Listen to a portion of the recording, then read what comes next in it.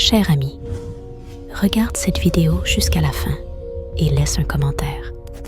Bon visionnage.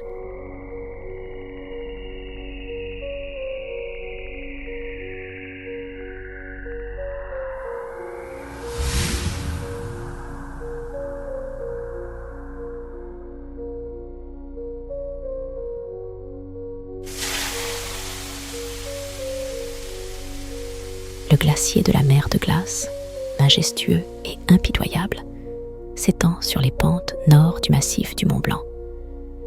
Cet endroit attire les alpinistes par sa beauté austère et son danger. Ici, la nature expose ses lois cruelles, rappelant à l'homme qu'il n'est qu'un invité dans ces contrées. De nombreuses générations ont tenté de conquérir les sommets et les glaciers, mais tous ne sont pas revenus. Et au fil des ans, ces lieux se sont entourés de légendes sombres et de rumeurs. En 1924, un groupe de 5 alpinistes est parti pour une ascension risquée à travers le glacier de la mer de glace. L'expédition était dirigée par Jacques Duvalier, un alpiniste expérimenté, connu pour sa détermination et son sang-froid. Son équipe comprenait 2 alpinistes célèbres, Jean-Pierre Lafort et Étienne Chambon, qui avaient déjà conquis de nombreux sommets, ainsi que 2 jeunes étudiants de Paris, Laurent et Guillaume. Pour eux, c'était leur première ascension sérieuse, et ils étaient déterminés à prouver leur aptitude à affronter de grands défis.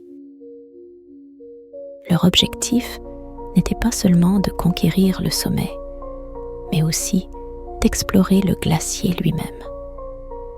Selon les légendes locales, des artefacts anciens, laissés par des civilisations disparues, pouvaient être cachés dans son épaisseur.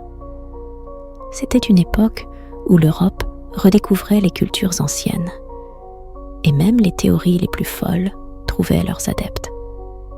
Cependant, quelque chose a mal tourné. L'expédition n'est pas revenue, et peu de temps après leur disparition, les équipes de secours n'ont trouvé que des tentes déchirées et des journaux intimes en lambeaux, éparpillés sur la glace.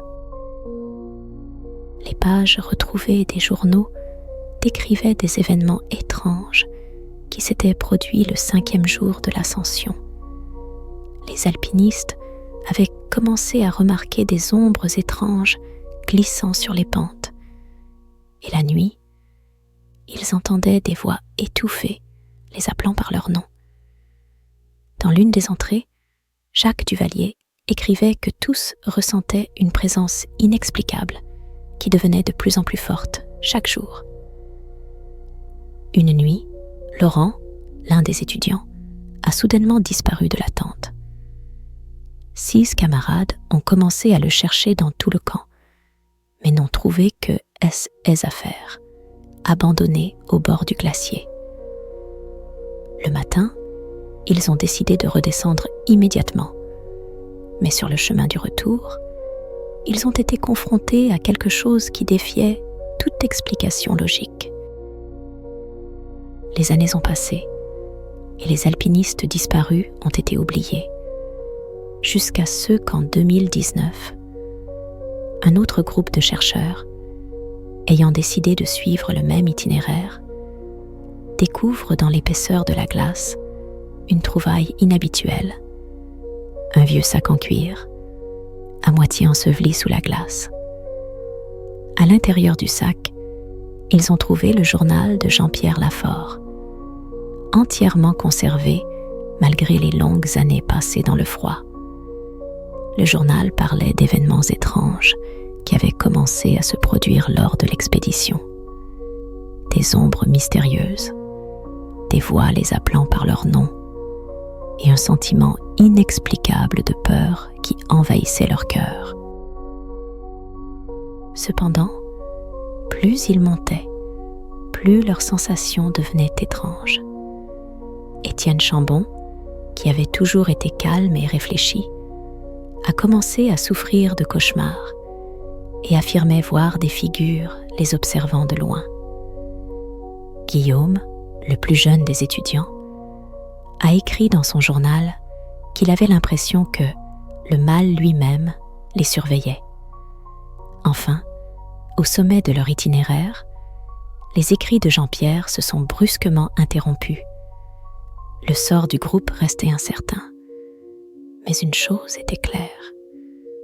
Quelque chose sur ce glacier était plus puissant que l'homme. Suite à la découverte du journal, les chercheurs qui l'avaient trouvé ont commencé à éprouver les mêmes phénomènes étranges. L'un des membres de l'équipe, Antoine Blanc, quelques jours après la découverte, a commencé à se plaindre d'un sentiment constant de présence de quelqu'un à proximité. Il affirmait entendre des murmures la nuit, l'appelant par son nom. Une semaine plus tard, Antoine a disparu du camp, ne laissant qu'une note dans laquelle il disait qu'il devait en finir avec cela. L'expédition a dû être annulée. Le glacier a de nouveau montré son impitoyabilité, prenant une autre vie.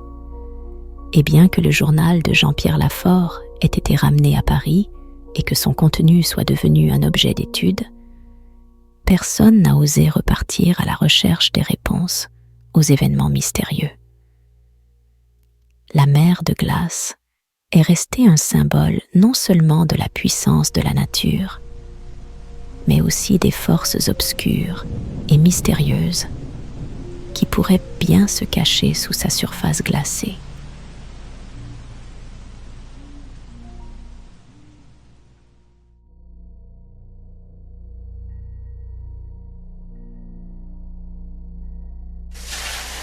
Saint-Gervais-les-Bains, un petit village pittoresque au cœur des Alpes françaises, a longtemps attiré les touristes avec ses sources chaudes et ses vues imprenables sur les montagnes. Mais derrière son atmosphère chaleureuse et accueillante se cache une sombre histoire que seuls les habitants et les anciens connaissent bien.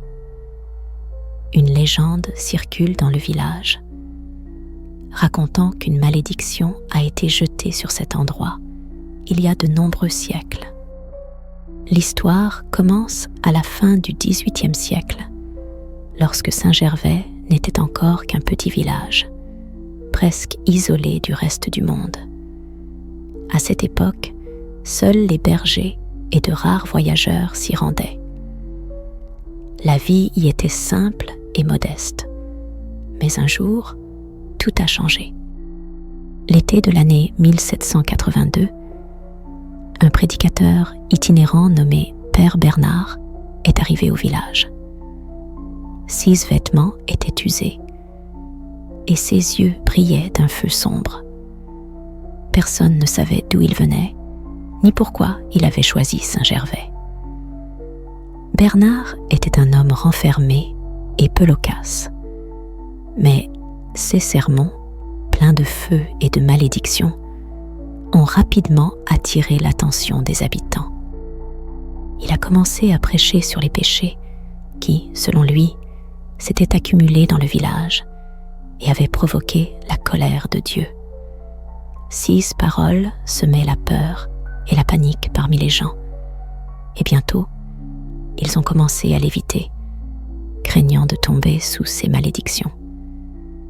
Cependant, un soir, le père Bernard a annoncé qu'il quitterait le village, mais qu'avant cela, il y jetterait une malédiction qui changerait à jamais le destin de cet endroit.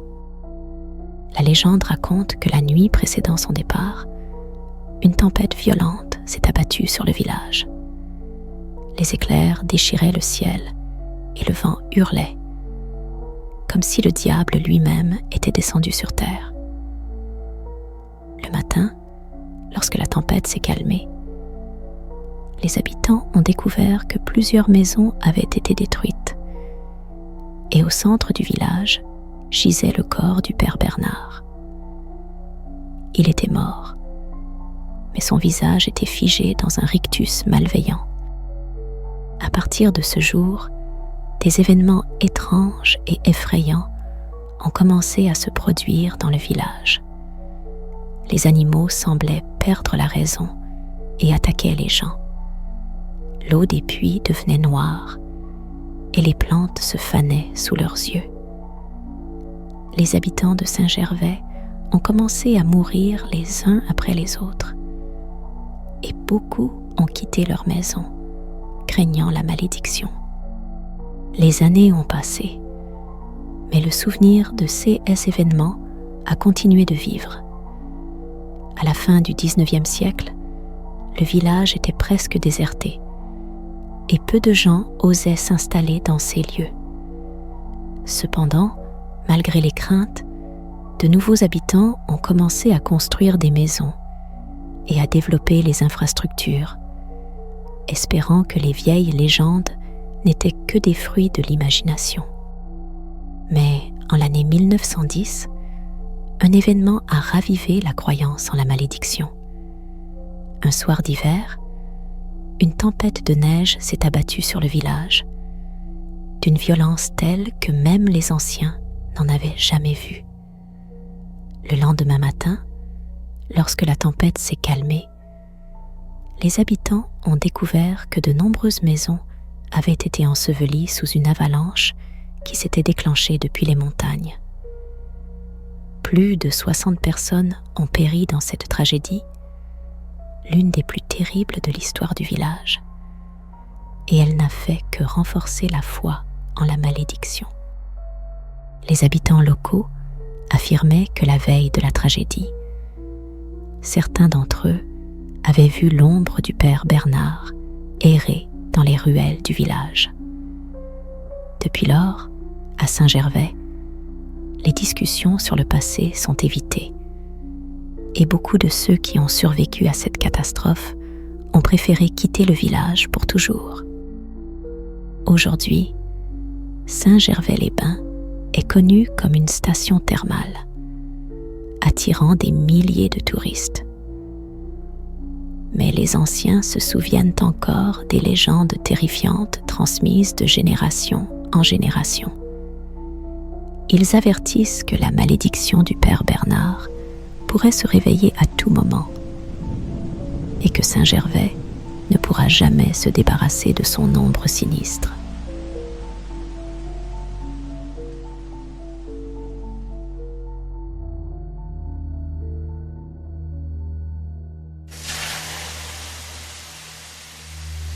Le col de la Seiche, caché dans les montagnes des Alpes françaises, a toujours été un lieu sombre et mystérieux.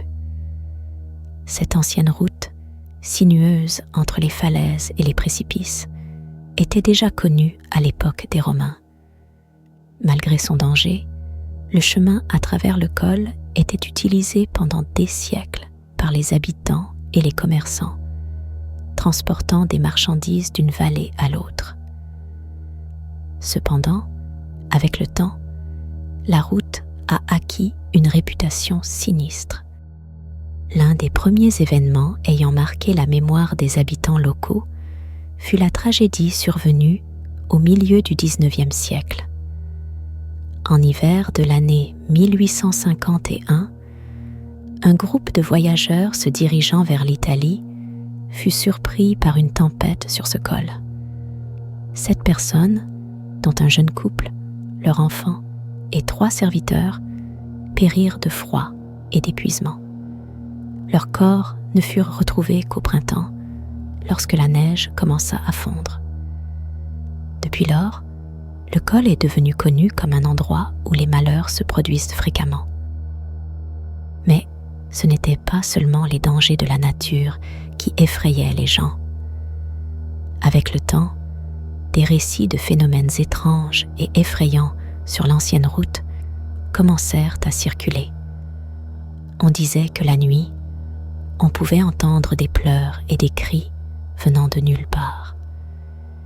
Les bergers locaux, traversant le col la nuit, racontaient avoir vu des silhouettes apparaissant dans le brouillard et se dissolvant dans l'air. 16 fantômes, selon les témoins, ressemblaient à ceux qui étaient morts sur le col de nombreuses années auparavant. L'un de ceux qui ont rencontré ces fantômes était un jeune homme nommé Jacques Durand, qui travaillait comme guide dans les Alpes. Un soir d'automne, il accompagnait un commerçant de Grenoble à travers le col de la Seiche. Le ciel s'était couvert de nuages et bientôt la pluie commença à tomber.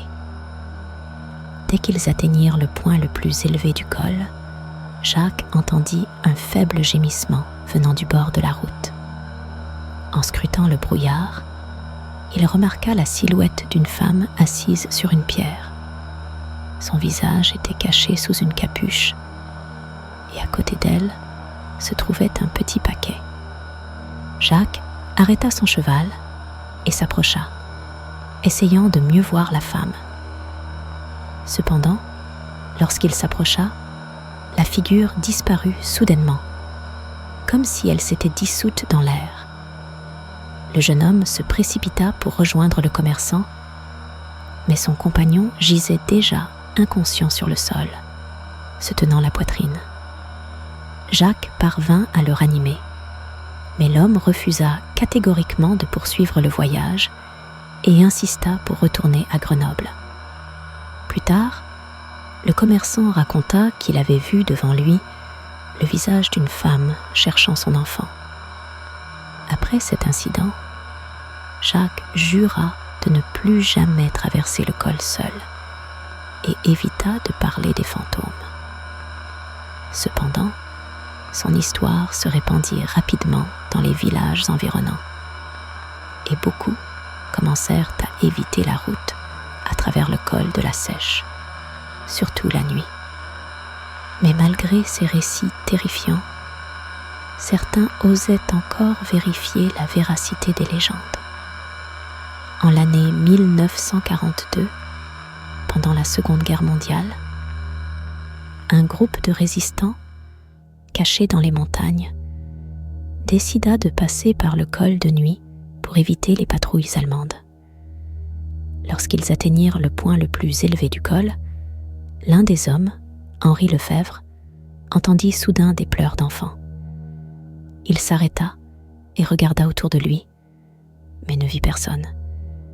6 compagnons l'exhortèrent à continuer, mais Henri semblait hypnotisé par ce son. Quelques minutes plus tard, il se précipita soudainement en avant, comme s'il avait vu quelque chose d'important. Cependant, il ne fit que quelques pas avant de glisser sur une pierre mouillée et de tomber dans le précipice. Le corps d'Henri ne fut retrouvé qu'après la guerre, et sa mort fut attribuée à un accident tragique.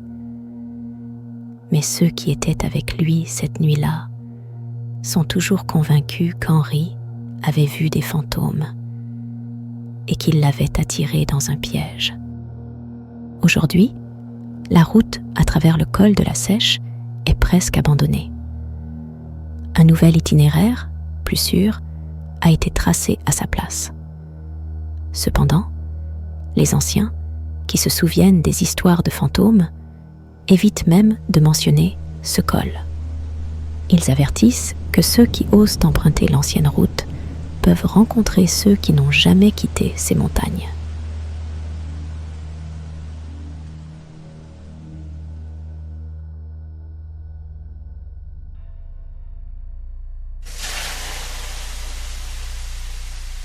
Le lac d'Annecy, scintillant de ses eaux turquoises sur fond de cimes enneigées des Alpes, est depuis longtemps considéré comme l'un des plus beaux endroits de France.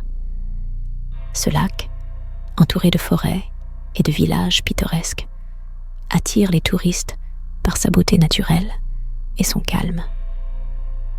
Cependant, peu de gens connaissent le côté sombre de ce lieu enchanteur. Les légendes transmises de bouche à oreille par les habitants locaux, qui craignent de perturber les anciennes forces qui habitent les profondeurs du lac. Selon une ancienne légende, le lac d'Annecy n'a pas toujours été aussi paisible et accueillant, il y a plusieurs siècles, alors que les habitants adoraient encore les esprits de la nature, ils croyaient que des créatures puissantes vivaient dans les eaux du lac, des sirènes, capables d'apporter à la fois chance et malheur. Ces créatures mythiques vivaient dans les profondeurs du lac et n'apparaissaient à la surface que la nuit, attirant par leurs chants ceux qui osaient troubler leur repos. La légende raconte l'histoire d'une jeune fille nommée Hélène, fille d'un riche marchand qui s'était installé sur les rives du lac. Elle était connue pour sa beauté exceptionnelle et se promenait souvent le long de l'eau lors des nuits de pleine lune. Un soir, alors qu'elle entendait un son surnaturel, elle s'approcha de l'eau et aperçut la silhouette d'une femme assise sur un rocher. La femme était d'une beauté saisissante, ses longs cheveux tombant sur ses épaules, et sa voix était si douce qu'Hélène ne put résister à la tentation de s'approcher. La sirène lui proposa d'exaucer un souhait en échange de la promesse qu'elle reviendrait au lac chaque nuit.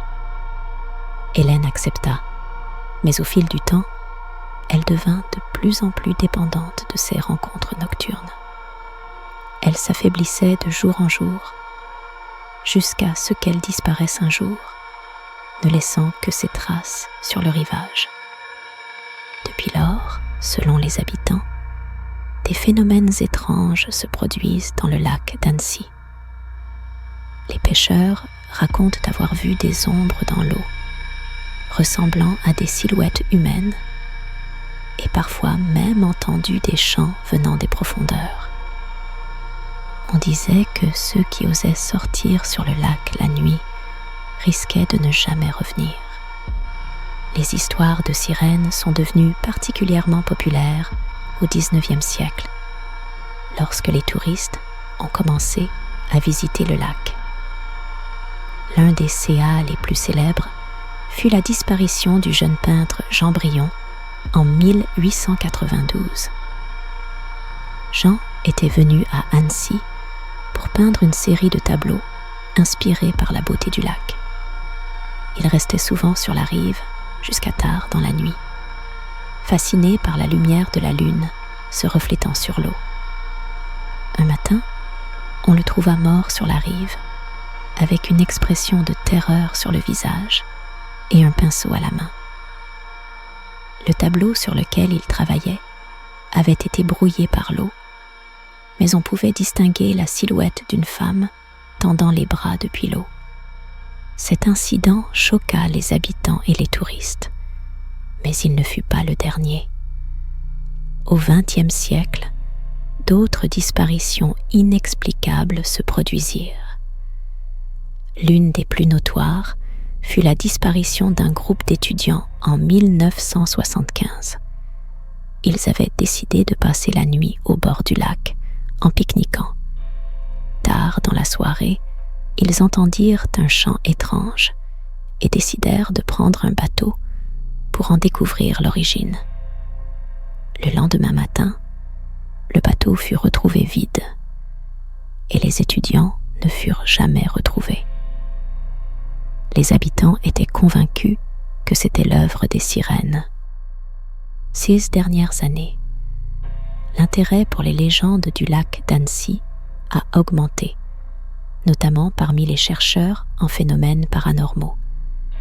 Certains d'entre eux ont mené des expériences, tentant d'enregistrer les sons provenant de l'eau, mais rien d'anormal n'a pu être capté.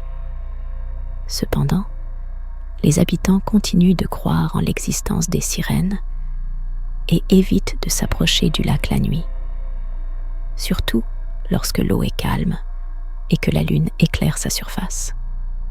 Aujourd'hui, le lac d'Annecy reste une destination touristique populaire. Mais les anciens avertissent. Ne troublez pas la tranquillité du lac après le coucher du soleil. Les sirènes peuvent attendre que quelqu'un s'aventure trop près de leur domaine. Ils disent que les eaux du lac gardent toujours leur secret et qu'il vaut mieux ne pas tenter le destin.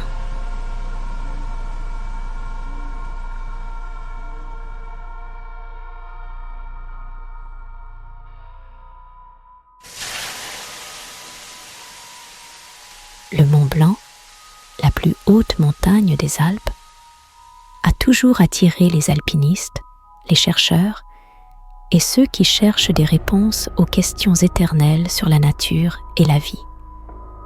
6 sommets enneigés et ces glaciers imprenables abritent non seulement des secrets naturels, mais aussi des légendes qui se transmettent de génération en génération.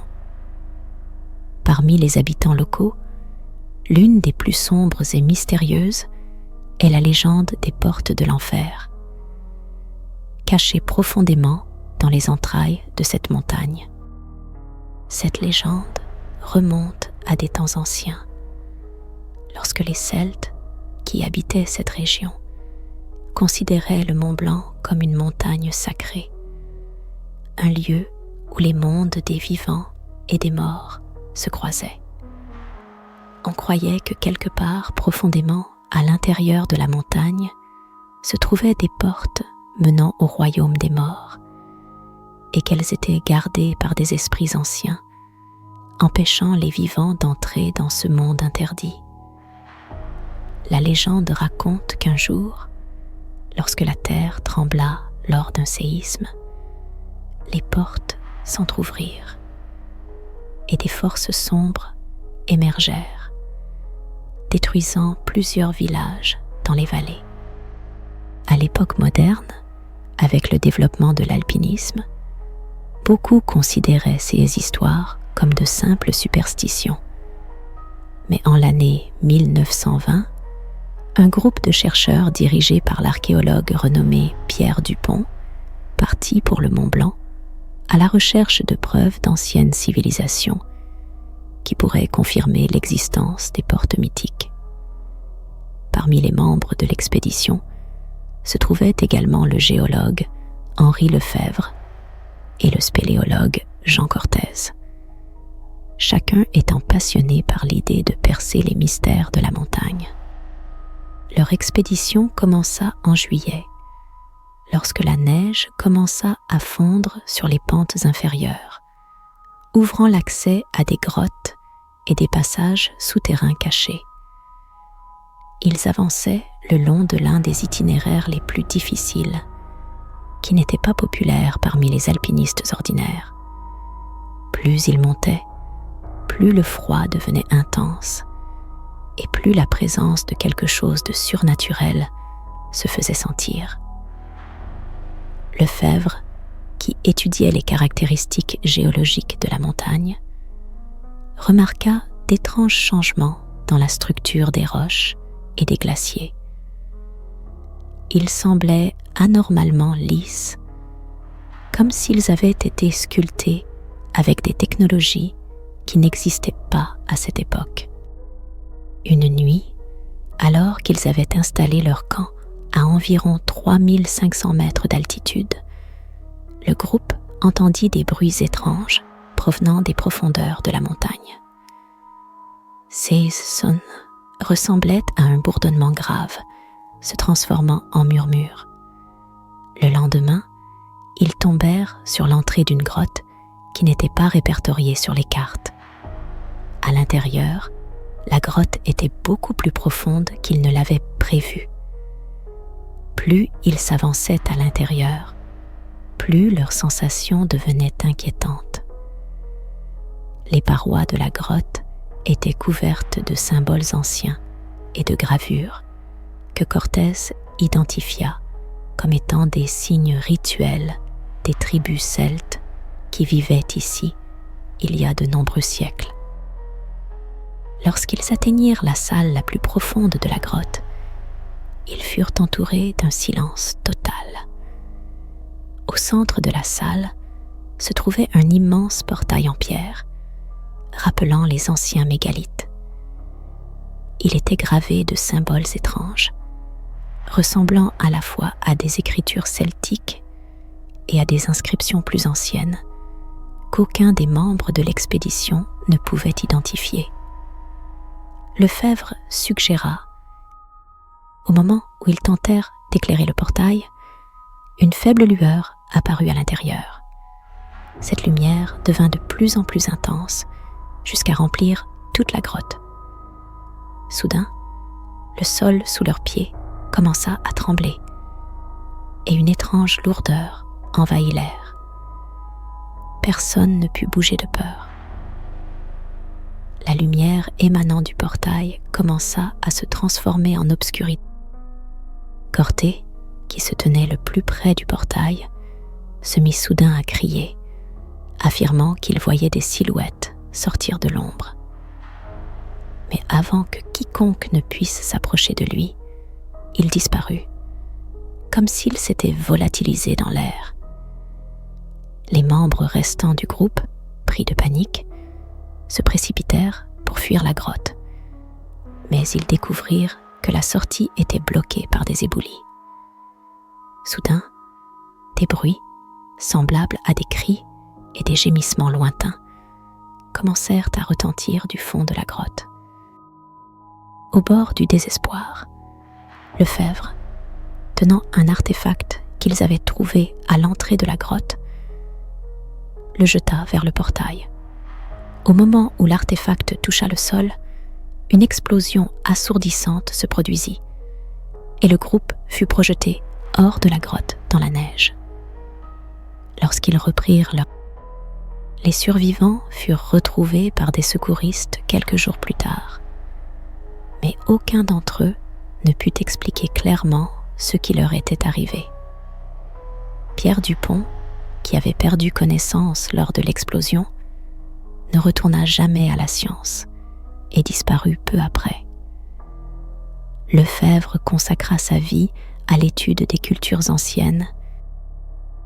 Aujourd'hui, le Mont Blanc reste une destination prisée des alpinistes, mais certains évitent de monter trop haut, surtout dans les zones où l'on dit que les portes ont été découvertes. Les habitants locaux continuent de croire aux légendes transmises de génération en génération et pensent que les portes de l'enfer sont toujours quelque part dans les entrailles de la montagne.